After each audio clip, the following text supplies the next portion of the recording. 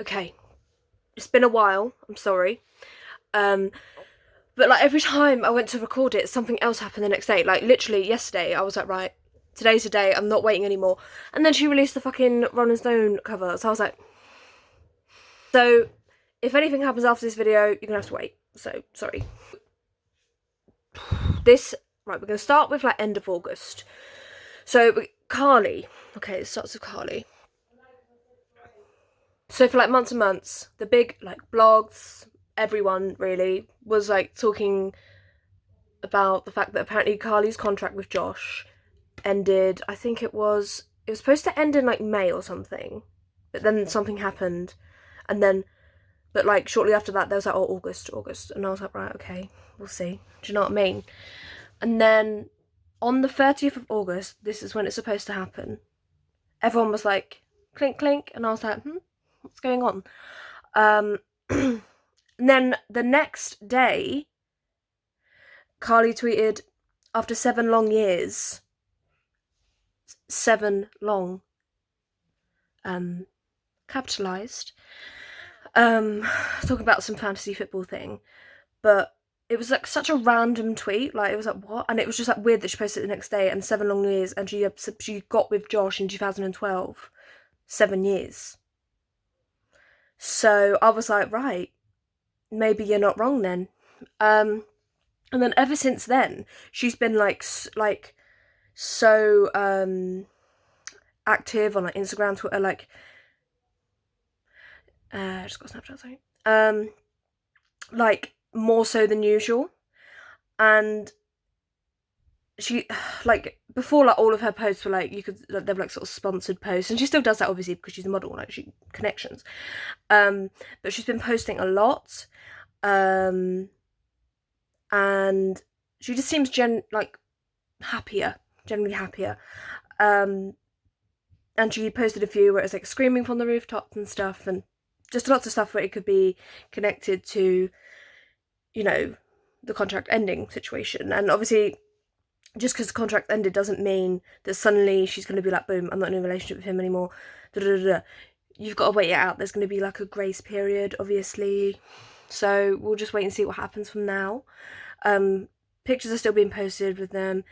And just before this happened, they went to Big Sur, Josh and Carly. But there's like some posts sort of thing saying that like they weren't actually there together or something. But I don't know. But either way, if you don't believe that they're real, then it's not real, is it? And I find it hard to believe sometimes, but when things like coincidences and stuff happen, I'm like, you know what? Do you know what I mean? Maybe. Because I don't want to take everything I see and be like, that's true. Yeah. Do you know what I mean? Because like, that's not... Sorry, I'm having a situation. Okay, Taylor. I can't remember when this was, but a few weeks ago. People were speculating that Taylor was in Toronto, and then a lot of people were like, oh, Joe's got a premiere in Toronto because obviously the TIFF Film Festival. But she wasn't, because pictures came out where she went to go see Fleabag in the West End in London by herself, maybe ads. Yeah, the gays love Fleabag, but like obviously it's like a straight thing as well. I'm not saying, I'm just saying like, you know, yeah. Oh, my fucking finger again. Oh, ignore the times tables. My sister's a teacher. Well, gonna be a teacher. So then obviously you had the live lounge thing come out as well. She did 6 songs, I think. She spoke a bit about, you know, she had like an interview and stuff as well, and she spoke a bit about, you know, politics that she's been doing recently, and London Boy obviously got brought up, and she sang London Boy as well. And she was saying how, oh no, I didn't do all those things in one day, it's over the course of 3 years or whatever. Yeah. And about the babes don't threaten me with a good time thing, she said it's a thing that a lot of my English friends say. So she's connecting the song to her friends as well. So she didn't mention Joe, she talked about her friends.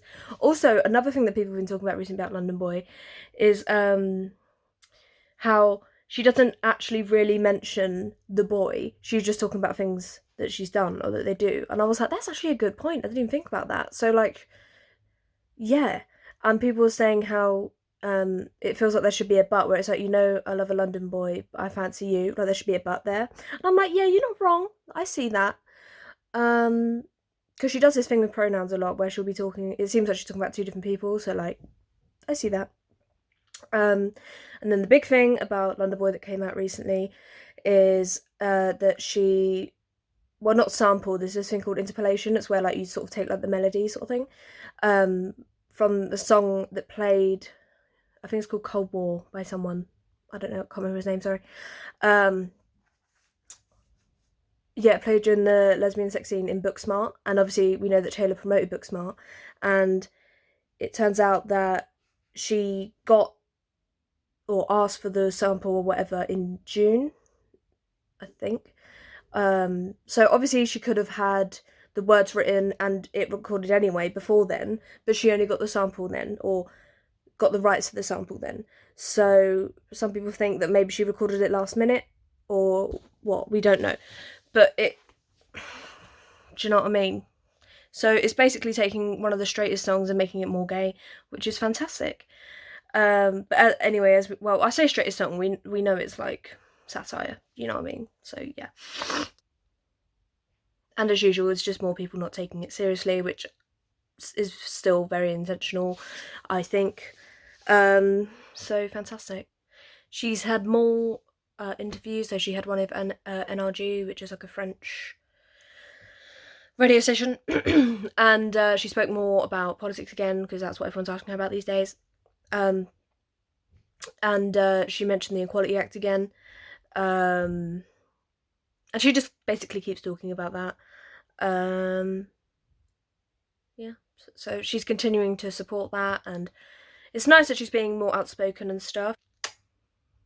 Touching more on Carly, she went to Shanghai recently, and she went to like some GQ thing, and then this picture came from it. All eyes on you, my magician. All eyes on us. And also, yeah, so, and just a coincidence, and it's also a good link to the eye thing. But yeah. So the Paris situation happens, which was apparently a mess behind the scenes, like fans weren't getting invited and things. But what a fun set list that she did. But yeah, so there was this backdrop thing. It's like a heart. There's daisies on it. Polaroids, and people were like, because obviously the whole third Polaroid situation. And there's also like a padlock. And this. Okay, let's get into this. So on the 6th of February, I feel like I said that word. February. Okay. 2015. Taylor posted a picture of like this locket, and everyone obviously assumed it was from Calvin Harris at the time. I think the caption was like 1 year down or something, and then a year later, the same day, Carly posted a picture on Instagram of her putting like a padlock with a heart and a K, and some people say it looks like a T as well, but it's okay. And she put it on this bridge in Paris, like where people like put love things or whatever, and the caption was "Love Lockdown," and obviously that'd be 2 years later. So yeah, so people think it's like an anniversary thing, and then in Paris, Taylor had that lock with the lover written on it and the key. So on the poster, so people were connecting that to doing obviously with the daisies and stuff as well. Like it all just sort of connects there. But if you think that's too much of a reach, that's fine, because it can be. It's just a little bit. Carly was also recently, reconnected with Tony Garn, who is believed to be Carly's ex. But she like posted pictures with I think Lily Aldridge was there as well. Just like a bunch of models and like friends. Carly went to an Apple event where Taylor was promoted there, like on the, when they have like the little pictures, like of the albums, whatever. Taylor was there in the pictures. So yeah. And Taylor's like obviously did the playlist with Apple Music, and Apple Music posted this thing today of Lover lyrics as well for promotion, like for the new thing or whatever. So just a connection between the two. She's also been wearing like suits and stuff a lot recently, and obviously, you know, you can do that without being gay. But it's more of a masculine look, and you know, known for what, you know, lesbians do, or bi women, or you know, just gay women wear or whatever. And a lot of people, like people who don't, you know, they're like, oh, it's an Easter egg for the man, and I'm just like. So then she announces like the festival tour situation. Bruv, I was so scared when she posted that. I was like, please, not now. I haven't got money. Because like the first thing I saw like fucking Belgium and shit, and I was like, I swear if I see London, then I'm gonna cry because I ain't got money yet. I've got like £50 saved for it, please. Me and my sister are attempting to save the tour. You said you wouldn't be for a while. I was scared, but I think I'm okay for now. But yeah, so it's like Loverfest, East and West, and then a bunch of like European dates, which is good. Oh, and Brazil and stuff, or something like that. Yeah, so that's good. People that, you know, usually don't get to see her get to see her, which is fantastic. But yeah, it says Loverfest, and it's like Taylor and Friends. So friends. So yeah, that could be interesting. So I'm sure there'll be lots of imagery to talk about from that. There's also, I saw this post about Cruel Summer, which I thought was quite good, so I'm just going to let you read that. And Carly placed the lock under a graffitied 13, and they went to Big Sur like early 2014, like early months 2014, so like a year would be 2014 to 2015. So yeah. So a Rolling Stone interview comes out. I woke up to that. I was like, for fuck's sake. But also fantastic. So the only mention of Joe in the article is by the reporter themselves. They say, talking about like 2016, saying somewhere in there she met her current boyfriend Joe, and judging by some of the songs on the album, the relationship's very serious. He's the only one that mentions that, and I thought the wording was quite funny. Somewhere in there, do you know what I mean? Like, she also talks about how Love is sort of autobiographical, and she has deep moments of personal confession. So that for me says, you know, when she's sort of mentioning timestamps of certain things, I think you can take that quite literally. But obviously, if you want to look at it the other way, the certain hints of Joe, you could be like, well, then she's talking literally about that. Which, yeah, I guess it could be, but we don't, you know, I don't personally believe so, but that could be the case.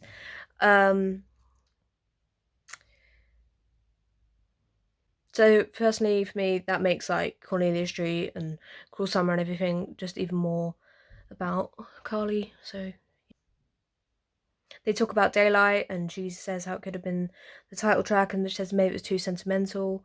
And then she goes on down. She says I called it Lover so that songs like You Need to Calm Down could be in there. And then she goes to talk about how certain people can't, you know, be with people who they love.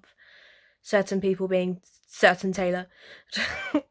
She talks about the metaphors in Miss Americana and the Heartbreak Prince, talking about obviously how the high school and political climate situation thing. And then she says she feels like certain people feel like we need to huddle up under the bleachers or whatever. And yeah, she could be talking about like, you know, sort of liberal people and Democrats or whatever as a whole. I don't really know how America like politics works, but like, yeah.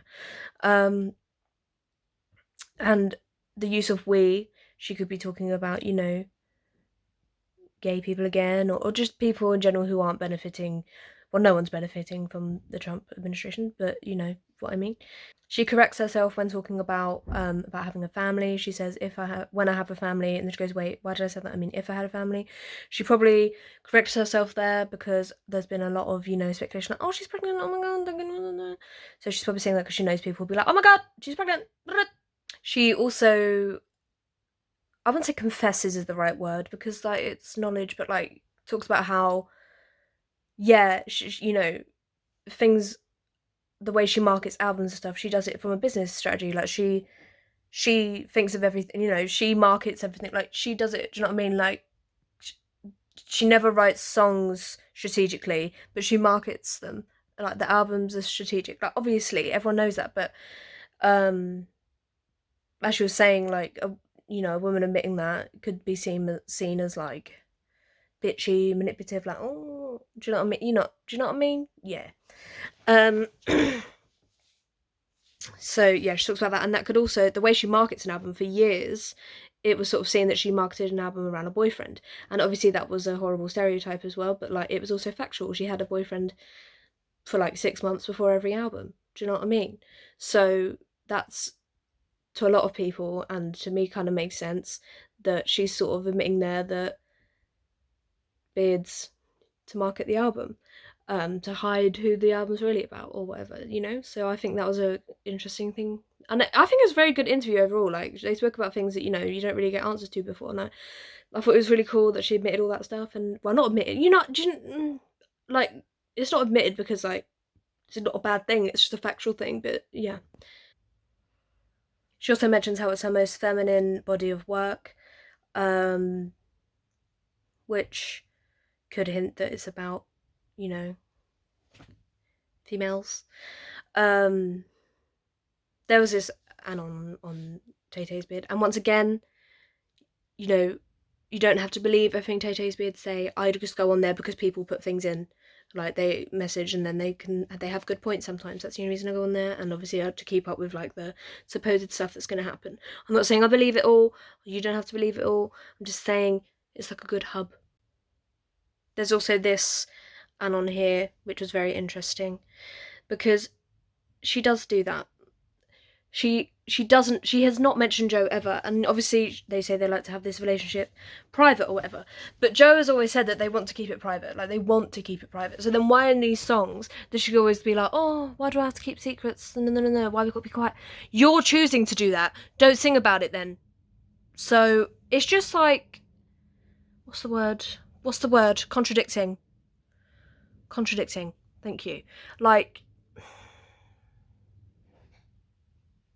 it just, none of it adds up. Just look, some small little bits. She wore this rainbow dress again in some promo, but obviously it's greyed out, but that is the dress still. I've got milk on my lip there, that's embarrassing. Also, they like showed like behind the scenes pics of the Stella McCartney thing, and the colour palette is like the lesbian flag. Yep. Also, this quote that was going around that Hayley Kiyoko said ages ago, and Taylor sort of mentions something similar in the Rolling Stone article. Hayley said that she used to like use like you them pronouns in her songs before, like, you know, she was like proper out, because like she felt like she couldn't do that. Taylor does a similar thing. Obviously she says he, but she's doing it a lot less now, if you've noticed. So yeah, that's one thing I thought that was good. And obviously she's friends with Hayley now, so yeah. And before they were friends, you know, I don't even remember, I mentioned that thing where like Hayley said something and then people got offended about it, and then Taylor was like, no. Yeah, Taylor brings that up, saying how like Hayley said that Taylor gets away with singing about straight relationships, but Hayley can't get away with singing about girls. And I like the use of the word getting away with, because like she says straight relationships, it doesn't talk, just the wording, I'm just like, please. Anyway, she talks a bit about how like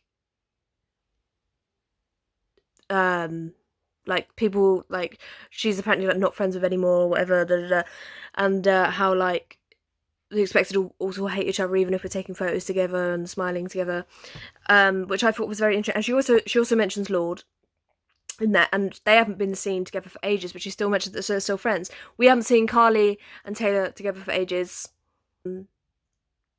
but the thing that, you know, Carly has constantly said that they're still good. Recently she said that. Sorry, I've drunk milk and it's making me a bit, do you know what I mean? Yeah. So, what was I gonna fucking say? Yeah, said that they're like good and stuff. So if they weren't, there would be some sort of hint from Taylor being like, "Stop using me," as in, do you know what I mean? So, but some people also said it's like a mutual thing where they use each other for promo, which sure, perhaps, but too much history in my opinion. She's also going to be a something on The Voice. It was like Mega Mentor or some shit like that. I don't even know. And she was wearing a suit again in that, and people were like, um, I mean, she just looks stunning. Absolutely loving it. Um, yeah. Carly posted this picture on her Instagram. My city, about New York. My city. Hello. Also, what was it? Estee Lauder. I don't know how you say it. Lauder? You know when you've never actually heard anything said out loud, so you just don't know how you say it? That situation. Where Coda Clotty work on the website with her, this new promotion thing she's got going on. Basically, billboards going all around New York about her. And then like the caption thing was like talk of the town or whatever. She gets mystified how the city screams your name, bruv. Also on the same day, Lily sent Carly and Taylor her new thing. I can't remember what it was. I don't know. It was something. They both got it. Once again, showing that they both have the same circle of friends. They all have the same circle of friends, and like it's just like avoiding each other. Like I know. Like you still, do you know what I mean? Like it's just obvious at this point that they're just, yeah. Sorry, I get aggressive sometimes. And then Carly also posted something about Stella McCartney. I think it was there was like some shoes, and she was like, "Thank you" or some shit. I can't remember, but yeah. So once again, same circle of people, connections, coincidences. Just remembered 9 years later. There's also been 2 articles recently, one from Cara Delevingne and one from Kristen Stewart, talking about how they were told that they should get a beard, otherwise they wouldn't make it in the industry. And Kristen said that she was told to get a beard or just hide her sexuality, and she could probably get a Marvel role. So that's quite evident to me that, you know, people be like, oh, well, why can't she come out now? It's easy. It's not. It's still hard. It's literally not as. It's not. Like, people, well, media and companies and stuff, like, you know, promote it more, but they use it doesn't mean they agree with it. Do you know what I mean? So like it may be more popular, look more popular, but like people, you know, still very homophobic and stuff. So it's not that easy. So yeah, that it's not nice to hear, but like it shows that like it does still happen. So like shut up if you like fuck off basically.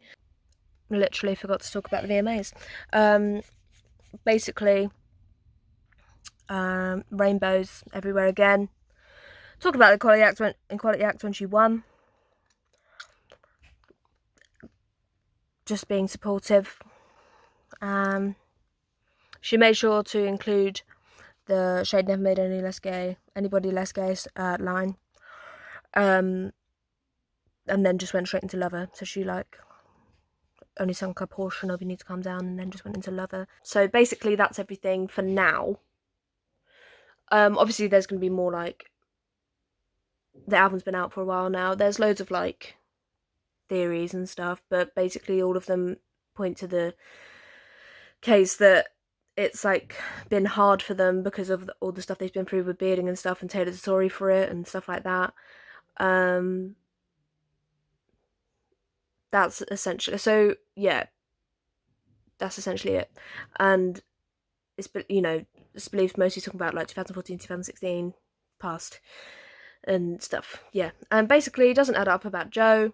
That they were packed together. Well, not I say together. They weren't actually next to each other the other day, but that was before like the Rolling Stone interview and The Voice and everything. So it basically got drowned out, which was fantastic. But they didn't really look happy to be together, really. Who am I to say what's happy? I don't know. But people thought that would be like the Paris was the last time they'd be seen together, but this. Apparently there's like some shit going down, like, don't know what's gonna happen, I don't know. Apparently, I don't know. All these people talking about things that are supposed to happen. I'm just like, we'll wait and see, because I don't even know at this point. I'm trying to get into those circles. I'll get the information. I'm joking. So yeah, so they were seen together, but it was basically drowned out, and he has a film coming out soon, so mutual promotion, you know. So overall, album, loving it. How are we feeling? How are we feeling about it? This is from when we were babies, and it's still there for some reason. So yeah, I don't know what I had to point out. But yeah, loving it. Favourites, I think I have a top 3. Okay, but no particular order, top 3. Death by a Thousand Cuts. It's Nice to Have a Friend.